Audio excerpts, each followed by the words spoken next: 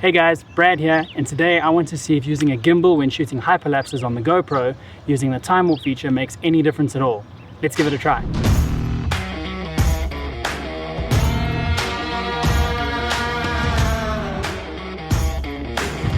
I shot a bunch of hyperlapses on the GoPro Hero 7 Black in Bali, and I did all of them handheld with no gimbal using GoPro's Timewarp feature. I was super happy with the results, especially considering that I was shooting handheld and walking without really trying too hard to be steady. The Timewarp feature does a really good job of smoothing out the footage. There were only a few little shakes, and while it wasn't such a big deal, it did make me wonder if using a gimbal would provide better results, or if it would make any difference at all. I've got the older Feiyutech G3 gimbal, which is amazing. And I know Feiyutech have come out with various upgrades since I got this one, so I'm sure the newer ones are even better. But I must just add, Feiyutech is not paying me or sponsoring me in any way to make this video. So the idea with this video is to shoot a couple of hyperlapses without the gimbal, and then to repeat those hyperlapses using the gimbal. Then I'm going to compare them side by side to see if there are any noticeable improvements in the footage. Let's start shooting.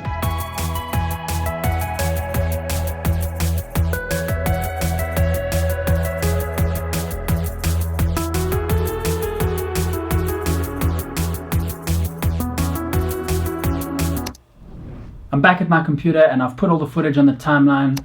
Let's take a look.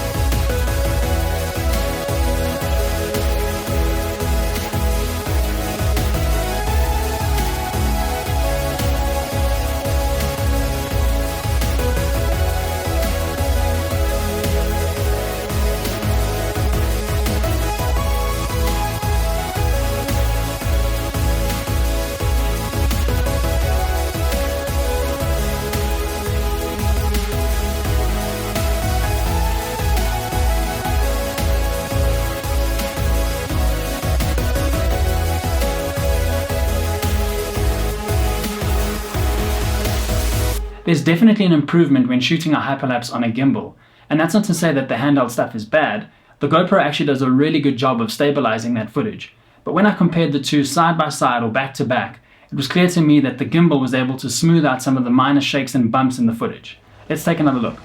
In this first clip, notice how there are tiny little up and down movements, and even a few rotational jumps.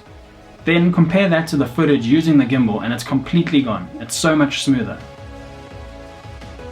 In the second comparison, the GoPro seems to tilt up and down slightly to attempt to correct my movements, but when using the gimbal, it looks like the GoPro is just floating.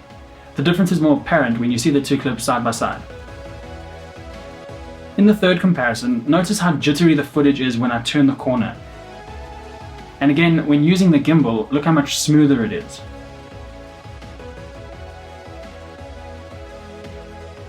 In the fourth comparison, it's more of the same little bumps and shakes we've been seeing in the other clips, and the gimbal just totally smooths that out.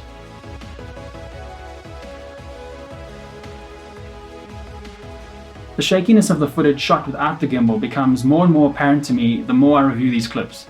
And again, the gimbal just removes all of those little bumps and shakes. I'd love to know what you think of the footage. Please let me know in the comments down below. So I shot all of these clips using 30 times speed on the GoPro Hero 7 Black, and with the GoPro Hero 8 Black coming out, GoPro's announced that there will be improved stabilization and improved time warp features, so I can only imagine the footage will be even better. But having said that, you don't need a gimbal to create good hyperlapses. Doing it handheld will still give you good results and it will still get the job done. But if you do have a gimbal, you can use it to smooth out those little bumps and shakes to create an even better hyperlapse. If you enjoyed this video and if you found it helpful, please give me a thumbs up so that I know all that time I spent baking in the sun was worth it.